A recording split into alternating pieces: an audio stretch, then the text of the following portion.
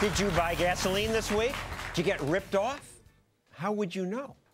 Well, one guy who's sure he's getting ripped off is my colleague Bill O'Reilly. He's right about a lot, but on this he is just out to lunch. He says your local gas station colludes with other gas stations to fix the price. He says America should put limits on oil price speculation and that America should impose a fat tax on any business that dares ship our oil overseas. I bet lots of Americans agree with him. He does have the most popular cable show anywhere, but in this case, he's just wrong about all of it. I went to his studio to try to convince him. All right, you get a lot of stuff right, but you get this wrong. Three things. You say oil speculators are bad and they drive the price up, and we should put some limits on them. Correct. They have to. My solution to the speculation problem in oil is to require 50%. So if you buy some contracts, you've got to pay 50% for them. Look, when I buy a stock, I don't buy on margin. I got to pay the stockbroker for the stock. Why do speculators have to pay 10% or 5% of what they do? Explain that to me. Because that's how futures markets work. It gives them the leverage. That's not the way, because that's how it works. That shouldn't be how it works. It works for all these other Let's get the crooks out and get the serious people in. I don't mind speculation. But why are they crooks? Like that. Because they're basically day trading. They're basically, they don't want the oil. It's Vegas, all right? If they want to go to Vegas, go. All right, if they want to go to Mohegan Sun, go. But we all need oil to live. And I don't want a commodity that I need, my family needs to live, to be the subject of speculators who are gambling like they would be in Vegas. Well, then I have a commodity for you, onions. I don't need it.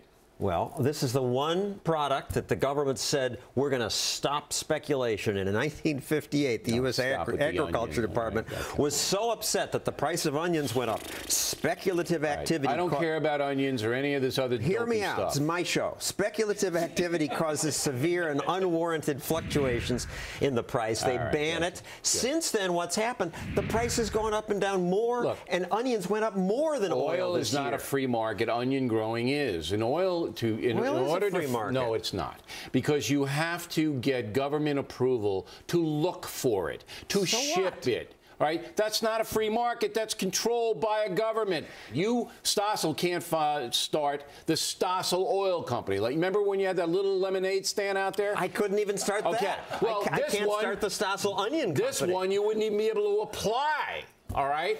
Because I'm moving on. All right. Because you know I'm right. That's why you're moving on. No, you're wrong.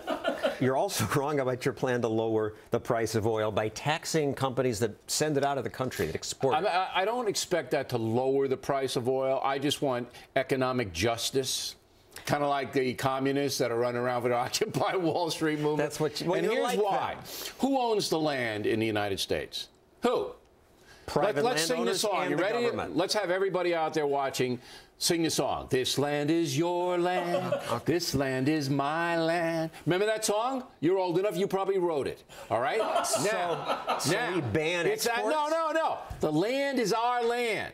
Where does the oil come from? Under the land. Therefore, we the people own the oil. Okay? So then you have ExxonMobil coming right in and saying, we'll drill it for you, Bill, because I can't drill it myself. And I say, okay, guys, just give me a fair cut when you find it, all right? And they say, sure, Bill. They drill. There it goes. Texas gold, all right? Great stuff. Yeah. And then they load it on a tanker and send it to China. I don't want my oil going to China when oil prices here are so high. You want to punish American companies that are good at refining. Yes. Keep it. You find it here. Punishing American companies. Free trade is good. I'm still going to pay the $3.50 a gallon here. You want to keep everything we make in America here? No. I want you to be deported. All right? No, but my oil is your oil, and I don't want it shipped over to China, which raises my price on the oil. Why don't you see this? Because they would retaliate. This would make all of us retaliation. And it's free trade is good. This is a bad idea. Your last point. You say that gas stations collude. They set the price. Yes. We had a bet about that. Let's play the clip of that. I go to Gulf, I go to Shell, I go to Texaco, I go to Getty. It's the same price. I don't believe you. I bet it's not the exact same price. I'm going to check. Oh, I want $1,000 on that. I want 1,000. Can I get 1,000 on that? I'm going to hold him up by his ankles and just have all the money drop out of him right there. All right, so we made the $1,000 Yes, bet. and I paid off the bet even though I didn't lose it. You were all right, because we had different locations. You didn't lose it. Look, here it is. You lost it. Northern Boulevard between Great Neck and Manhasset. They got 4 stations. 4. All right? They always have the price either identical or 1 penny off. Always. No, what is that, a coincidence? There are websites now that list them on the internet. You can check every day. Every day the prices are different. And we checked Gulf, Getty, Shell, Mobil. They all had different prices. Not in that location they don't. And they, look, these people can't even speak English. How do they collude if they can't speak English? Well, because it's they get a little. That's a good question. The first one you've asked. They get a little fax, a little text. This is what you will be charging today, and they slam that thing. Yes, they do. You're wrong about that. But again, for the record, you're a stand-up guy. Yeah. You're a stand-up guy. You not just paid the $1,000 bet. You paid $5,000 to Stossel in the classroom. I assume it was a mistake. Stossel in the classroom. You wanted to give me that. No. Look. I want to bet more with you if I get $1,000. I felt sorry for you. That's why I did it. I didn't want to niggle because it is a good charity. But I will tell you this, and everybody should know this. The oil companies are not your friend. We are getting hosed at the pump, and for all of the things that we discussed tonight. Thank you, Bill O'Reilly. Okay. He's wrong about everything, but right about one thing. The oil companies are not our friends. They are greedy, self-interested, ruthlessly competitive companies. And later, I'll explain why we should be thankful for that.